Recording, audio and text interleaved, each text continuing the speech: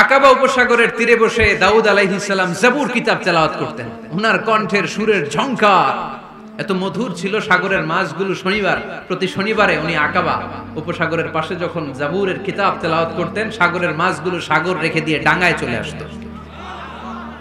এজন্য আল্লাহ বললেন, খবরদার, শনিবার এলাকাতে মাছ শিকার করা আমি হারাম ঘোষণা করলাম। কিবার? এবার দাউদ আলাইহিস সালামের কওমের লোকেরা কৌশল করা আরম্ভ করে দিল। তারা বলল, আল্লাহ বলছে শনিবারে মাছ ধরা হারাম, খবরদার আমরা মাছ ধরবো না, তবে শনিবার আমরা বেড়া দিয়ে রাখবো। কি দিয়ে রাখবো? জাল দিয়ে বেড়ে দিয়ে রাখবো। শনিবারে ধরবো না, রবিবারে যাই ধরবো। খবরদার, শনিবারে ধরবি না, শনিবারে হারাম।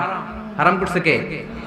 তো মাছগুলো যখন তেলাওয়াত করতে আসতো, এরা জাল দিয়ে বেড়ে দিয়ে রাখতো চারদিকে, শনিবারে ধরতো না, কারণ হারাম। কারণ কি? বেড়ে দিয়ে রাখতো, রবিবারে যে ধরতো। আল্লাহ কি এটা বুঝাইছে? আল্লাহ বুঝাইছে শনিবারে যত মাছগুলো এসেছে এগুলো ধরা যাবে না, এগুলো যখন আবার সাগরের প্রবাহে ভেসে চলে যাবে, তোমরা আবার নৌকা নিয়ে মাছ শিকার করতে পারবে। ঠিক কিনা? ওরা কৌশল করে রবিবারে, শনিবারে আটকে রাখতো এরকম বেড়ে দিয়ে, জাল দিয়ে, রবিবারে যে ধরতো। আল্লাহ বললেন, আও নালা আলাহুম কামা লাআন্না আসহাবাস সাব কুনু কিরাদাতান খাসিইন। আমার সাথে কৌশল করেছিস, তোদের উপর আমার লানত, তোরা অভিশপ্ত বানর হয়ে যা। মুহূর্তে পুরো জাতিটাকে বানরে রূপান্তরিত করে দিল কে? এজন্য খবরদার, আল হিলাতু বিল হারামি হারাম। হারাম খাওয়ার জন্য যে কৌশল করি এটাকেও হারাম ঘোষণা দিয়েছে কে? তো আমরা যেন কঠিন না করি। হালাল হারামের প্রথম মূলনীতি হচ্ছে basically everything in this world is হালাল।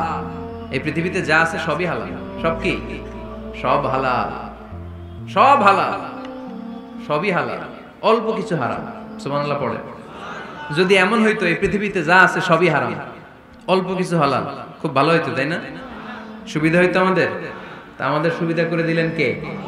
সুবহানাল্লাহ পড়বেন না? বেসিক্যালি এভরিথিং ইজ হালাল। পৃথিবীর সব কিছু হালাল। আপনারা যদি কেউ কিছু বলে যে এটা কি হালাল না হারাম, আপনি হুট করে বলবেন আগেই বলবো হালাল। যদি হারামের দলিল পাওয়া যায় তখন বলবো হারাম। ঠিক কিনা? আমাকে যদি বলেন এটা হালাল না হারাম, আমি যদি বলি হালাল, আপনি যদি বলেন দলিল দেন, এটা আপনি ভুল বলবেন। কারণ কোনো কিছু হালাল করতে হলে দলিল লাগে না। কোনো কিছুকে হালাল বলে সাব্যস্ত করতে দলিল লাগে না। হারাম বলে যদি সাব্যস্ত করতে চান তখন দলিল লাগবে, তাও তেনা পেছানো দলিল দিয়ে হবে না, যেন তেন দলিল দিয়ে হবে, অকাট্য দলিল। এটাকে বলে আল আদিল্লা আল কাতঈয়া। অকাট্য দলিল লাগে কোনো জিনিসকে হারাম সাব্যস্ত করতে হলে। তাহলে এই যে আমাদের জন্য আল্লাহ সহজ করে দিলেন, সবকিছু বেসিক্যালি হালাল, যতক্ষণ না এটা হারাম হওয়ার ব্যাপারে দলিল পাওয়া যায়। এজন্য হারাম হারাম জিকির না করে জিকিরটা চেঞ্জ করে করতে হবে হালাল হালাল। কথা বলেন ঠিক কিনা? জিকির দুই ধরনের আছে। জিকির কয় ধরনের? একটা জিকির হচ্ছে হারাম হারাম হারাম, এক দলের কাছে সবই হারাম। একটা সময় এদেশের কিছু আলেম সমাজ ইংরেজিকে হারাম বলতো, ইংরেজি শিক্ষা করাকে কি বলতো? সময়ের বিবর্তনে এটা এখন হালাল। এখন এটা কি? হালাল। একটা সময়ে আলেম সমাজের কিছু অংশ রাজনীতি করাকে হারাম বলতো। কথা কি বুঝতেছেন? এখন এটা কি? হালাল হয়ে গেছে। ইসলামী ব্যাংকিং কে হারাম বলতো একটা সময়, যে না কোনো ফিনান্সিয়াল ট্রানজাকশন এই সিস্টেমে ব্যাংকিং এটা ইসলামে জায়েজ না, এটা হারাম হারাম। কারণ ওদের জিকির কি? কথা কয় না? হারাম হারাম হচ্ছে এদের জিকির। একটা সময় ইসলামিক ব্যাংকিং হারাম ছিল, এখন এটা কি হয়ে গেছে? তার মানে এখনো অনেক কিছু এদের কাছে হারাম। সময়ের বিবর্তনে, কালের আবর্তনে এদের মুখ দিয়ে এগুলো একদিন হালাল হয়ে বের হবে। চিল্লায় বলেন ঠিক কি না? এজন্য এই পৃথিবীর সবকিছু মূলত হালাল, যতক্ষণ না হারাম হওয়ার ব্যাপারে দলিল না পাওয়া যায়। হারাম করতে হলে দলিল লাগে, হালাল বানানোর জন্য দলিল লাগে না। আবার যেন তেন কোনো দলিল দিয়ে, ঠুনকো কোনো দলিল দিয়ে কোনো জিনিসকে হারাম করা যায় না। হারাম করতে হলে অকাট্য দলিলের প্রয়োজন হয়। কথা বুঝতে পেরেছেন? প্রথম মূলনীতি ক্লিয়ার সবার কাছে? আল্লাহর হাবিব সাল্লাল্লাহু আলাইহি ওয়াসাল্লাম বলতেন, হালাকাল মুতানাত্তিউন। যারা মুতানাত্তিউন তাদের ধ্বংস, তাদের উপর আল্লাহ লানাত। সাহাবারা বললেন, ইয়া রাসূলুল্লাহ, ইয়া হাবিবাল্লাহ, মান হুমুল মুতানাত্তিউন? মুতানাত্তিউন কারা যাদের উপর আপনি লানত দিলেন, যাদের ধ্বংসের কথা বললেন? বিশ্বনবী বললেন, আল্লাহর দেয়া হালাল বিষয়কে যারা সমাজের মধ্যে হারাম বলে প্রচার করে তারাই হলো সমাজের মুতানাত্তিউন। নাউজুবিল্লাহ পড়েন। কুল মান হাররামা যিনাতাল্লাহিল্লাতী আখরাজা লিইবাদিহি ওয়াত-তাইয়্যিবাতি মিনার রিজক।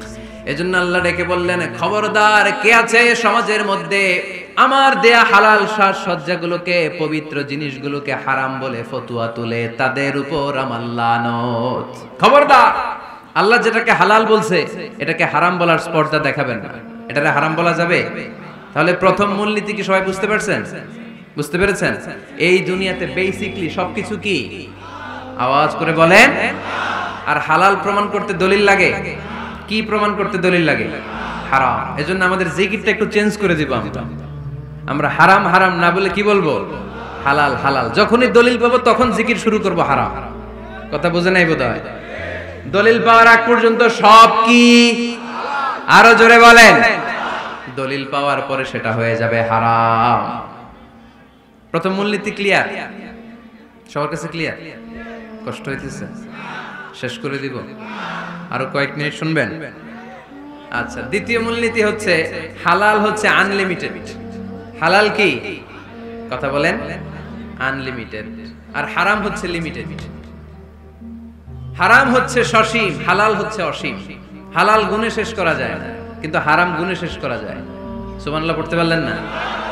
যদি এমন হইতো হারাম আনলিমিটেড, সবই হারাম, আর হালাল হচ্ছে লিমিটেড, হালাল গুণা যায়, এমন যদি হইতো আমাদের জন্য কঠিন হয়ে যেত না? আমাদের জন্য এটাকে সহজ করে দিলেন কে?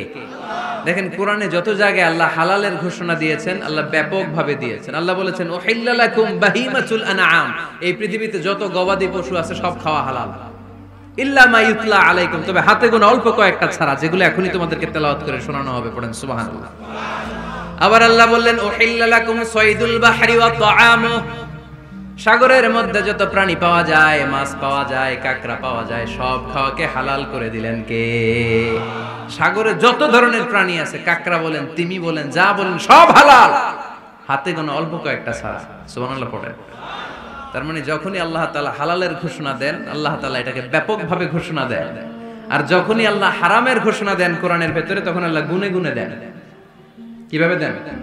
হুররিমাত আলাইকুমুল মাইতাতু ওয়াদ-দামু ওয়া লাহমুল খিনজির ওয়া মা উহিল্লা লিগাইরিল্লাহি বিহি ওয়াল মুনখানিকাতু ওয়াল মাওকুযাতু ওয়াল মুতারাদ্দিয়াতু ওয়ান নাতিহা, গুনে গুনে দিবেন। সুবহানাল্লাহ পড়ে।